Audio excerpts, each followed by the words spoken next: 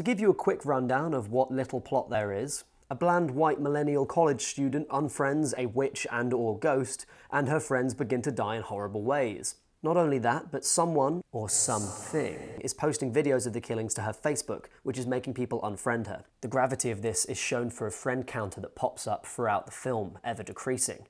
These are the stakes of the movie. Your best friends are dying, and the 700 or so maybe friends that you have on Facebook are not very happy about it. The film is a typical example of what I'd call the sleepover horror. It's a load of jump scares, some more effective than others, and a little bit of good old-fashioned gore. It has some interesting images, mostly cribbed from other better films, and it has the laziest cliches of the genre. There are two mute little children, there's a little girl with dark eyes, and everyone scary has some sort of disfigurement. To this end, in fact, they give the killer trichotilla mania and have her steal hair as part of her killings, apparently because they wanted to victimize as many people as possible with one story. It's so unsubtle that at one point while exploring an abandoned cult compound, you can literally see the word Satan spray painted onto the wall.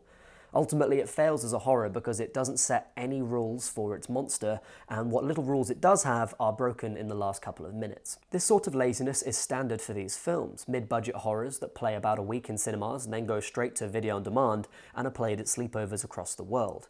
But what's interesting about this picture is the absolute contempt the filmmakers have for millennials and how little they understand about their lives. The film opens with a montage of Facebook timeline footage, establishing the relationships between the main characters with selfies, videos, and wall posts. The rationale behind this is that millennials can't understand or empathize with a life story that they don't hear through social media. Later, characters discuss creating content and sharing stuff through social channels in the same tone of voice that you might use if you were reading a dictionary aloud. Oh, I really like that filter. 0 friends? That's so weird.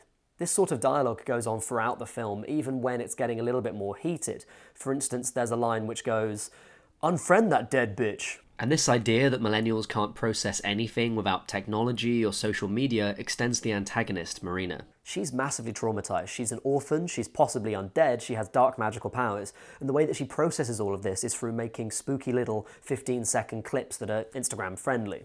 In the end, I had a lot of fun watching the film, mostly because I saw it with an audience of millennials. Most journalists, especially the people who are doing the basic work of it, like reviews and stuff, certainly in the arts, definitely in film, are usually young people who are getting paid very little, or nothing at all in my case, and are basically only doing it because they're the ones who are free, and they're the ones who are able to go and sit through schlock like this. So we sat together and took in the true horror of it all. There was one point when there was a very slow zoom into 0 friends with a kind of boom sound effect behind it, and everyone kind of laughed across the cinema. Behind me, 2 guys who were working for the marketing firm behind the film left halfway through the screening, came back much later nearer the end with more drinks and smelling of cigarette smoke. I feel like this film almost has some value because it gives a sense of what a middle-aged male American screenwriter thinks the lives of millennials are like. They think we live in these impossibly nice places, talk about social media all the time, and are incapable of making decisions, but always complain about everything. But in contrast, most of the people who saw that screening were probably not working for much money or none at all, took trains, long trains, to distant areas of London to live in these tiny little flats or in their parental home, and wrote into the night to meet a deadline. The real horror of this film is that it got made at all, and that despite the privilege of the director, he took it as an opportunity to lash out at young people, women, and the mentally ill. Hope you enjoyed that review. Hope it wasn't too depressing near the end. Don't forget to click subscribe if you want to get more like this. Have a good one. See you next time.